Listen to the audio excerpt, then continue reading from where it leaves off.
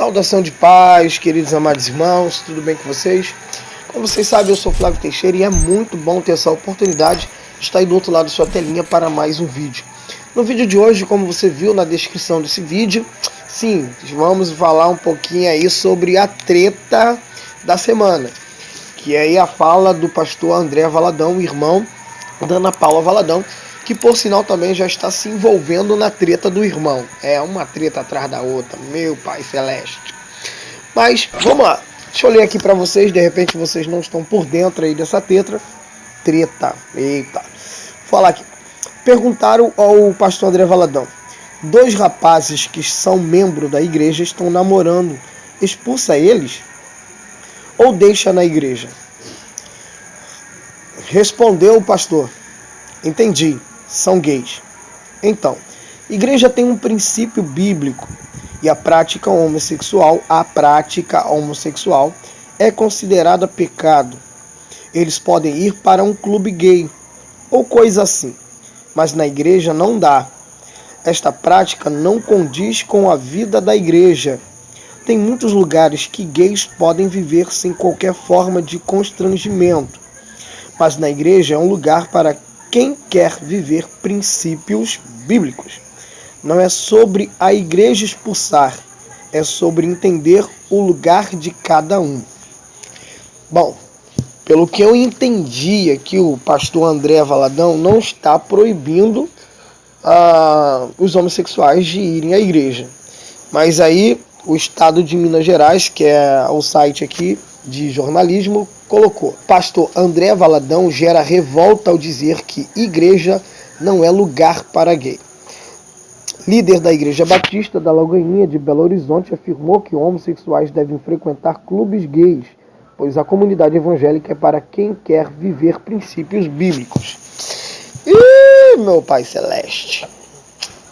Bom, teve até gente aí, pessoas famosas, que começaram a jogar uma indireta, dizendo: então quer dizer que lá é lugar pra gente que tira a vida de outra gente, lá é lugar de pessoas que são ladrões. E aí começaram a citar nomes de pastores como Marco Feliciano, Silas Malafaia, sabe, aquele julgamento sem prova.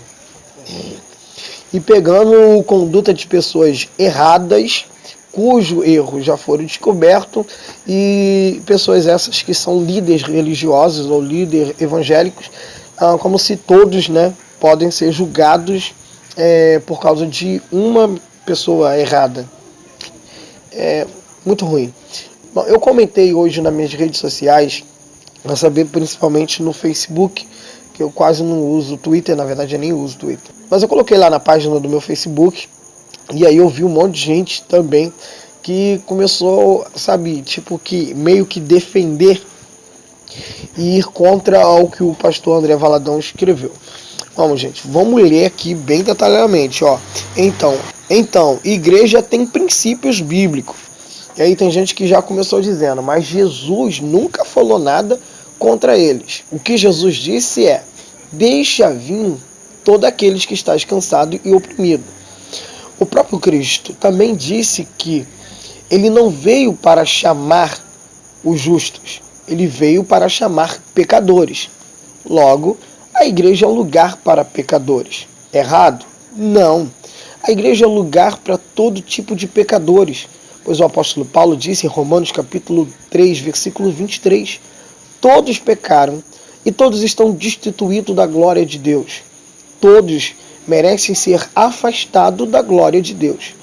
Mas por causa de Cristo, que nos deu o livre acesso, como diz Paulo na carta a Efésios, derrubando o muro da nossa separação, aquilo que nos separava de Deus, agora por causa de Cristo e do seu sangue derramado na cruz do Calvário, nós temos um livre acesso ao Pai. De fato, essas pessoas estão certas que Cristo, em momento algum, proibiu a entrada na igreja para essas pessoas. E lembrando que Cristo é o fundador da igreja. Só existe igreja não por causa de Paulo. Existe igreja por causa de Cristo. Porque ele é o verdadeiro fundador da igreja.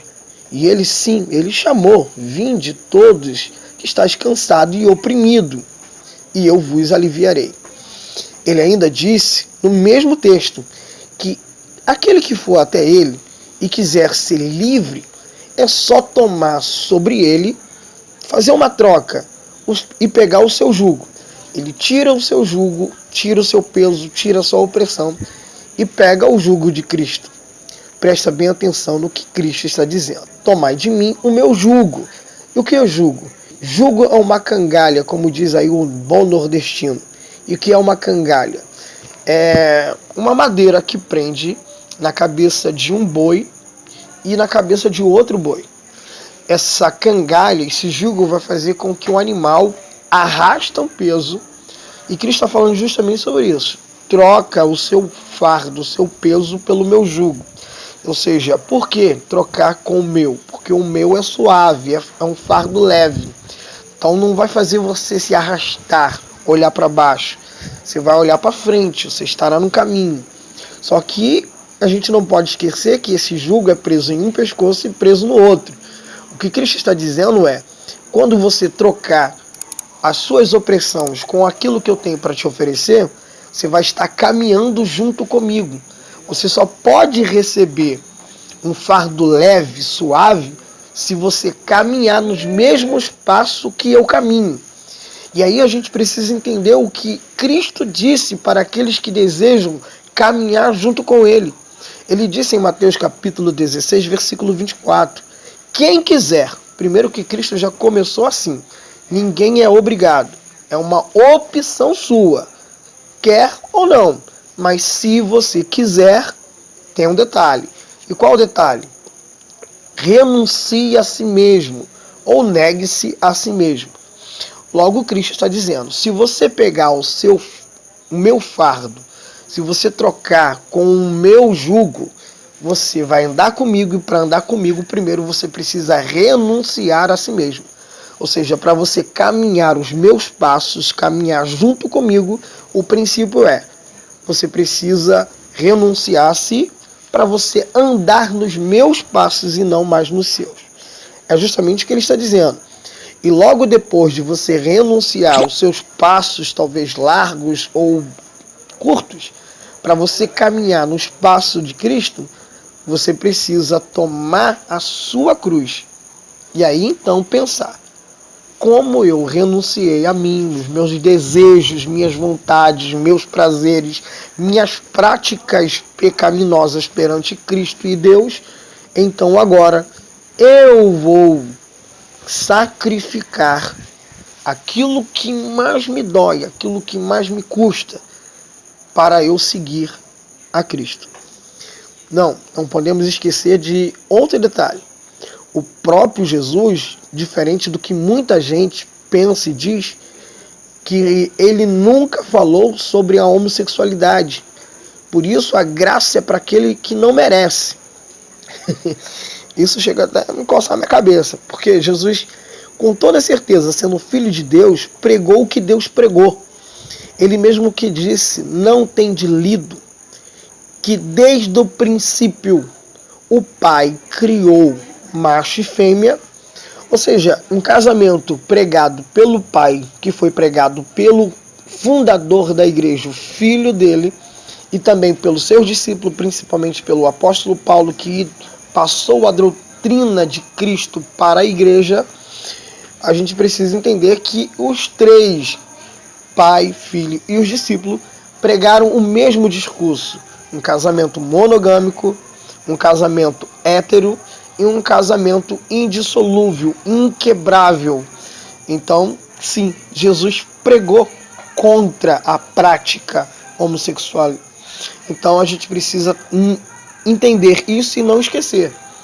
Quem quer seguir a Cristo não pode seguir a Cristo com seus passos e com seus desejos. Precisa renunciar aos seus passos, caminhando com Ele e cumprir os princípios que Ele estabeleceu. E talvez você concorde com a prática da homossexualidade, você não pode esquecer o que o apóstolo Paulo, que foi inspirado pelo Espírito de Cristo, escrevendo à igreja de Roma, ele, no capítulo 1, no último versículo, ele condena tanto a prática, né, que muita gente usa o capítulo 1 para falar aí sobre prática entre um casal hétero, né?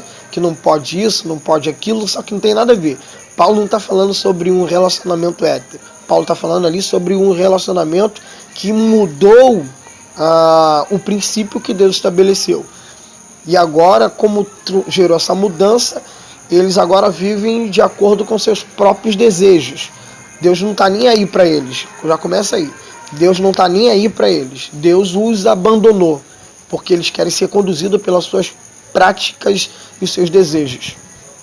Então eles ofendem a Deus. Então Deus está nem aí para eles. E aí no capítulo 1, no final do último versículo, Deus diz, através do apóstolo Paulo, que aquele que pratica merece a punição do salário do pecado, que todo mundo sabe qual é. E aí ele diz, além daquele que pratica, também aquele que apoia a prática também merece o salário do pecado. Complicou. Não é só quem pratica, mas também quem apoia. Por isso que a igreja cristã verdadeira está restaurando e levantando o seu João, né, o seu João Batista, aquele que fala a verdade. Só que aquele que fala a verdade, no tempo que a gente está vivendo, nos dias de hoje, eles estão aí perdendo a sua cabeça. Por isso, esse reboliço todo contra o pastor André Valadão, porque ele resolveu falar a verdade que ninguém gosta de ouvir, porque acha que a graça é justamente um motivo para viver fazendo o que bem quer. Só que a verdadeira graça, ela vem para ser um pouquinho, às vezes, até pior do que a lei. Me entenda primeiro. Por quê? A lei diz para você fazer isso, e alguém diz, né? Por exemplo, a lei proíbe a prática do adultério.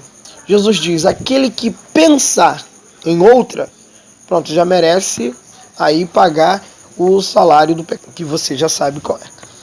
Então, se a lei dizia que aquele que for pego no ato do adultério, já merece pagar o salário do pecado. Mas Jesus diz, não. Eu acrescento, eu vou além. Eu vos digo, no tempo da graça, aquele que só pensar, não precisa nem ser pego, já deu ruim. Sim, a igreja é um lugar para todos os pecadores. Todos que você imaginar. O problema é que nós temos dificuldade de entender e aceitar a graça. Porque a graça é um favor imerecido. Você vê todo tipo de pessoa. Só que todo tipo de pessoa que você vê na igreja são ex isso, ex aquilo outro. Ninguém se gloria por ser ex. Na verdade, a gente se entristece por uma vez entristecido Deus, pela prática que é tão abominável perante o olhar de Deus. Então a gente sente até tristeza, como se Deus estivesse sentindo por nós. Mas pela graça de Deus, um favor que nós não merecemos, nós fomos salvos, resgatados, somos ex.